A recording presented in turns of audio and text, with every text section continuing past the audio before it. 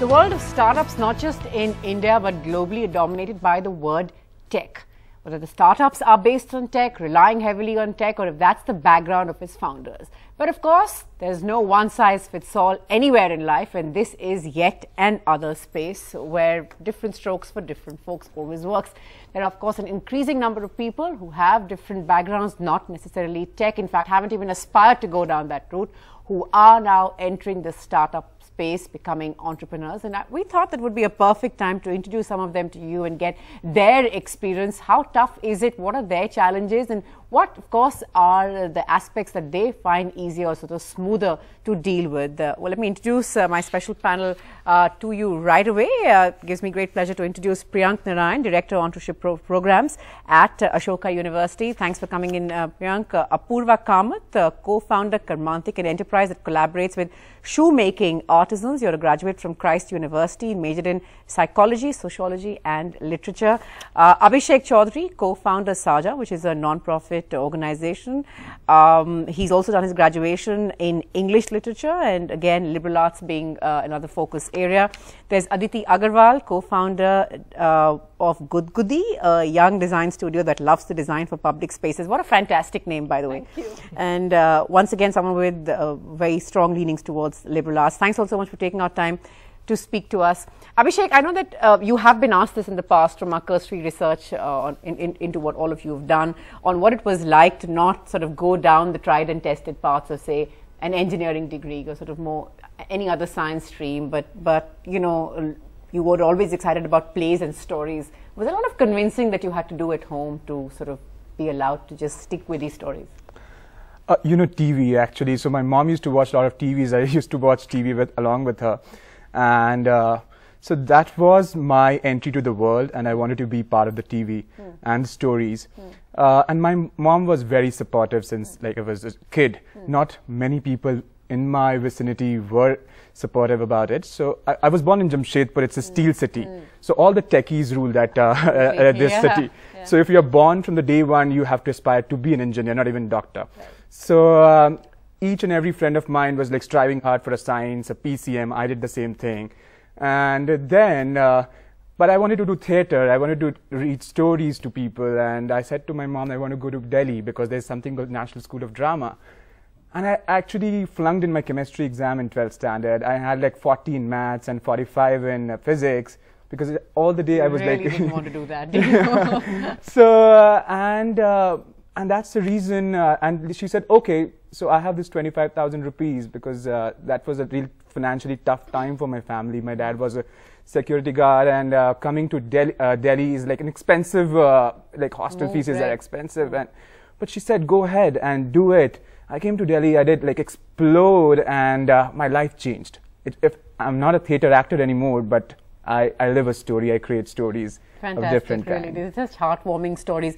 Apurva, there are of course all those naysayers that we all meet all the time, who are always telling you that the glass is either half empty or you can't do this. Here you are, you know, someone who's getting into a space that is dominated, like I said, by the techies. Did you have to sort of pull yourself back and say, I can do it, or did this thought never cross your mind? So this thought never crossed my mind because I'm working with craftsmen, and even if I have to sell online, technology has become so accessible. Like I don't have to have a tech background because it's so intuitive. I can have apps, I can have people helping me. But is it the core of my business? No, that's not the core of my business. So it came naturally, and it never bothered that I'm not a tech savvy person. So I still and you're honest to admit, look, this is not my space, I'm not good at it, so I'd rather focus on what I enjoy doing, what I'm good at. Yes, but I am selling a lot online. So for that, I need an accounting app, I need an online shop. But I have access to all of that, and it's very easy for me to use. It's become intuitive, it's more easier for people who are not from tech background anymore. So it's not limiting as such to not have a tech background. Aditi, has that been your experience as well? Yeah, I mean, it never sort of crossed my mind that I have to be an engineer to start up, because I see tech as any other skill that can be acquired, or it could be someone could be hired for that. I think entrepreneurship is about zeal and passion and this desire to make big. So, but do people sort of bring that on the center table? Sort of, do they keep trying to make it sort of a focus point when they speak to you? What about your tech background? How will you overcome the tech hurdles? Does that tend to happen? Yeah, it does tend to happen, but my startup is not really based so much on tech, and we focus more on design, and it's more of a brick and mortar startup. It's definitely more difficult to make people understand your startup in comparison to a tech startup, but I don't think it's like a major. Doesn't really get in the way. Yeah. That's really good to know. Priyanka is someone who's sort of looking at these entrepreneurship programs, who's sort of really involved in encouraging people who have these ideas. Do you believe that the time has now come, the point that Apurva was making, that it doesn't really get in the way? Like it's a mindset issue. Maybe there are lots of people who believe that it is a prerequisite, but an increasing number, do you believe in your experience, are willing to try it? Absolutely. I think a lot of entrepreneurs which are coming out from non-tech colleges are very comfortable with what they're doing, and they're able to get in the technology skills from their friends, their peers, and also technology becoming a lot more easier for them to understand. Their ability to take risk is much higher because they are not bound by what only the technology framework which is being offered to them. From our university, we've seen a number of non-tech ideas taking to a certain level, and we also see a lot of acceptance of these ideas coming forth. Is it easy? Definitely not, because I think there is still a very strong mindset that an engineering graduate or an MBA graduate, and especially the branded universities have. Even IIT, IIM ka thappa is supposed to be like a short guarantee of success, which is really not necessarily the case. And even from a funder's perspective, I think there is a change that is required, and we are working towards getting more acceptance towards people who don't come from an engineering or an IIT or an IIM background. So that definitely is something that is we're moving towards, but not yet there completely. Right. All of you, of course, met at this Young India Fellowship program. We're very coveted. When you sort of got into it, was entrepreneurship really center stage? Did you get into it thinking, this is what I want to do? Abhishek, were you sort of clear, or? Because you seem like the kind of, I'll go with the flow person, but were you actually doing that, or were you all set with sort of an idea? So it was not an idea, but many ideas. So when I walked to YF, it was with like several ideas I want to experiment with. For sure, I wanted to build something along with people. And so the idea, Saja, which is like working with parents and communities to be invested in children education, it evolved at YF. So it was something called a project called Experiential Learning Module, which later transformed into a full-fledged company with now in 3 states.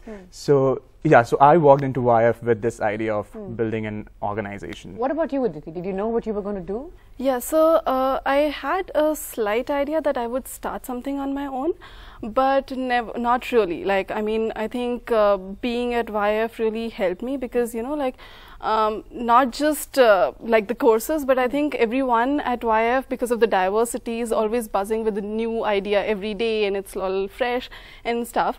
So that kind of triggered this whole thing that, I am also capable of starting something on my own. It kind of motivated me and led me to there. Right. Yeah. Priyank, to all those perhaps want to know that, what can you teach at an entrepreneurship program? What does it really involve? And is entrepreneurship something that can be taught? Yes. What would you say? Absolutely. So entrepreneurship is like any other skill, right? It's a skill. You can acquire it. You can acquire it. You can learn it. There are certain fundamentals of it. Are there some people naturally good at it? Yes. Like any other skill, there are people who are good at it. But entrepreneurship as a skill is something through various interventions can be acquired. In addition to acquiring the skill, there are also facilitating the whole process of entrepreneurship, which institutions like ours are working on. So we help, through various programs, help entrepreneurs become successful at various stages of the life cycle of an entrepreneur. So do you have the right idea? Do you have the right market? Are you focusing on the right way to grow? Do you have access to funds? And then how do you actually take your business idea global, or make it a globally relevant thought process? In addition to that, there are certain fundamental skills that we are teaching. Stuff like communication, critical thinking, creative problem solving. Now, these are skills which are very well ingrained into a liberal education, liberal arts perspective. And these are skills which build a very strong entrepreneurial mindset. And they are something which are integrated into our programs that we are able to deliver to our students. And they are able to then apply these things in the context that they are creating their ventures. In addition to that, we have certain structured programs, like we run an entrepreneur in residence program, which is a soft launch for our entrepreneurs. We also have partners with a lot of our accelerators. If I can just interrupt you there, so would it be fair to say that most of the students in this program have a liberal arts background, or do you sort of see a bit of a mix? Do you also see occasionally people who are outside the liberal arts world, maybe, you know, who've had tech background getting into these entrepreneurship programs? How does it really work? We do have few students who have a tech background who come into who our want to program, learn these kind of soft skills you're talking about, absolutely. which are now key. Yeah. Right.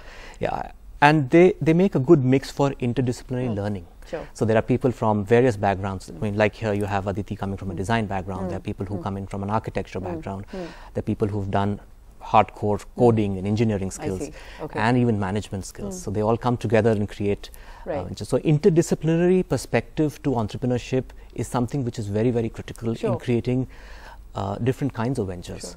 Apurva, what about all that Priyank has mentioned? Did you find useful? Don't feel under pressure because we sit next to you. But which bits do you believe were the ones that that you took away the maximum from? So I was really scared of maths, and I never really thought I could run a business.